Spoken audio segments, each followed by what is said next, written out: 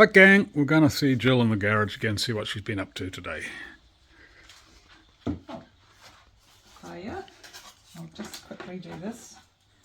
So what I'm working on at the moment is my Tudor house. It's 4 stories and it has a stairway from the ground floor to the first floor. So what I'm making here is a screen that will go up, which way? Come up this side so that people coming into the front door don't look straight up the stairs. So I'm making this screen and it'll be panelled, so I'll cover my joins with some panelling, wood, make it into panels. And so that'll be something I'll be doing today. Now, just to show you what I'm up to. So I've done this bit. I have to put the floor on, which will be the ceiling of this room. And my chimneys are all done. And so I'm just fitting the stairs. And yesterday I was a wee bit smug.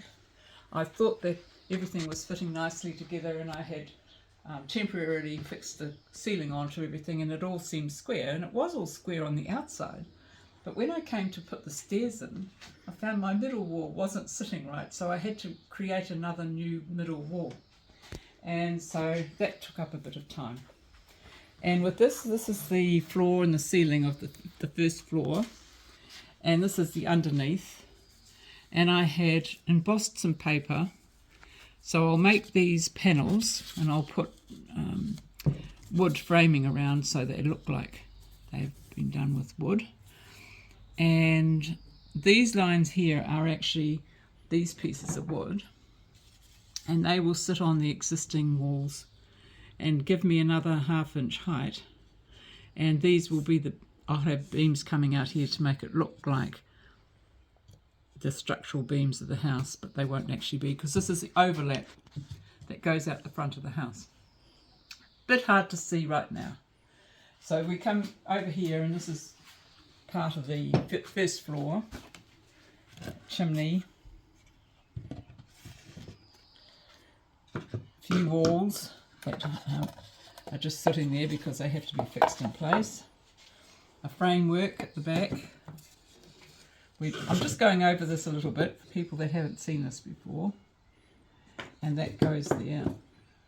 And there's another frame there. And so the floor will sit on this, basically. And my middle wall. So I'm getting there. I mean, I said it was like a 3D puzzle. And as you can see, it's quite a complicated 3D puzzle. I don't know what I did to myself when I decided to do this. Well, I was challenging myself because I like to have a challenge. And so I think I'm doing it all right. And it's all coming together quite nicely. It's just taking a bit of time. So tomorrow, I'll just tell you about the chandelier first. I was working on the chandelier for the hall. And the chandelier will be coming out of the ceiling. And so this one here lights up. And I've made it like that. And then I thought I could probably 3D print something better. So I've done this. I'll just try and get that in the light, actually.